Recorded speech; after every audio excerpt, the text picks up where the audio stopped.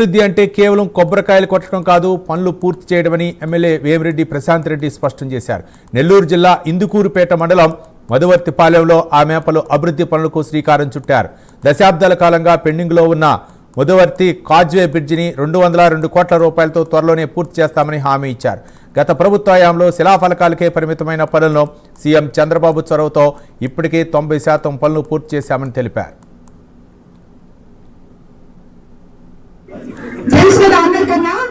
మధువర్తి causeway మన గత ప్రభుత్వం వాళ్ళు టెంకాయలు కొట్టేసి పోయినారు. దానికి ఈ రోజు మేము టెంకాయలు కొట్టేసాం, మేము తెచ్చామని చెప్తున్నారు. అది పద్ధతి కాదని మనం చాలా దగ్గర చెప్తున్నాం.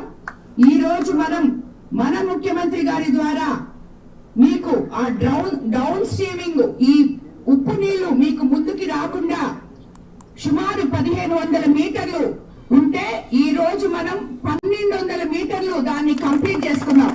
ఇంకా అంటే సుమారు 90% వరకు పని పూర్తయిపోయింది. ఇంకా ఉన్నది 300 మీటర్లు, అది కూడా అతి త్వరలో వేస్తాం. అది ఫస్ట్ ఫేజ్.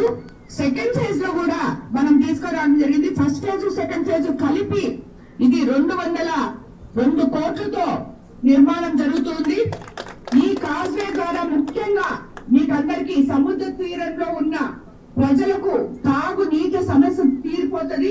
అలాగే ఆ సెకండ్ ఫేజ్ లో పనిగానే జరిగితే ఈ విడవలూరు, ఇందుకూరుపేట మరియు 30 గ్రామాలకు దాదాపు 50 కిలోమీటర్ల ప్రయాణం కలిసి వస్తుంది. ఇది మనం పూర్తి చేసుకోబోతున్నాం. సో మనము టెంకాయలు కొట్టే బ్యాచ్లు కాదు. మన ముఖ్యమంత్రి చంద్రబాబు నాయుడు గారు ఏదైనా ఒక పని చేస్తాము అంటే అది చేసి ప్రజలకి అంకితం చేస్తారు. టెంకాయ కొట్టేసి మేము కొట్టేస్తాం, మేము చేసేస్తాం, ఇది మేము తెచ్చామంటే అది